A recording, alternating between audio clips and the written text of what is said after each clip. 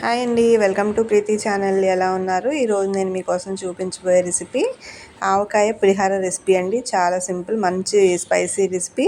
ఇంకెందుకు ఆలస్యం, రండి. మరి ముందుగా ప్లేట్లో 1 కప్పు రైస్ తీసుకోవాలి. పొడి పొడిలాడుతూ ఉండాలి. మనకు పులిహారకి ఎలా అయితే పొడి పొడిలాడుతూ తీసుకుంటామో ఆ విధంగా. ఈ రైస్లో 1 స్పూన్ ఆవకాయ పచ్చడి, కొత్త ఆవకాయ పచ్చడి అండి. ఈ పచ్చడి వేసి రైస్ మొత్తం కలిసేలాగా బాగా కలుపుకోవాలి. ఎక్కడ వైట్ అనేది కనపడకూడదు. వైట్ రైస్ మొత్తం రెడ్ కలర్లో పచ్చడి అంతా కూడా కలిపేసుకోవాలి. మీరు కావాలంటే దీనిలో కొంచెం నెయ్యి యాడ్ చేసుకోవచ్చు. నేనైతే నెయ్యి యాడ్ చేయలేదు, స్పైసీగా ఉండడం కోసం. ఇలా రైస్ అంతా కలుపుకున్న తర్వాత స్టవ్ మీద కడాయి పెట్టుకొని తాలింపు వేసుకోవాలి. ముందుగా శనగపప్పు, 2 ఎండుమిర్చి వేసుకోవాలి. సేమ్ మన పులిహోర తాలింపు వేసుకున్నట్టే, కాకపోతే దీనిలో కొంచెం జీలకర్ర యాడ్ చేస్తాను. ఆవాలు,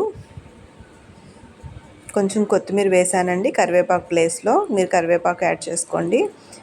ఇప్పుడు అలాగే కొన్ని పల్లీలు కూడా యాడ్ చేసుకోవాలి. కొంచెం చిటికెడంతా ఇంగువ యాడ్ చేసుకొని తాలింపు అంతా కూడా బాగా ఫ్రై చేసుకోవాలి. తాలింపు అంతా ఫ్రై అయిన తర్వాత ముందుగా పచ్చడి కలిపిన ఆవకాయ రైస్ ఉంది కదండి, ఆ రైస్ తీసుకొచ్చి తాలింపు మిశ్రమంలో వేసి 1 సెకండ్ తాలింపు అంతా పీల్చుకునే వరకు బాగా కలుపుకోవాలి. వెంటనే స్టవ్ ఆఫ్ చేయకూడదండి. ఒక 5 మినిట్స్ వరకు బాగా కలుపుకుంటే ఆ ఫ్లేవర్స్ అన్నీ రైస్కి పడతాయి.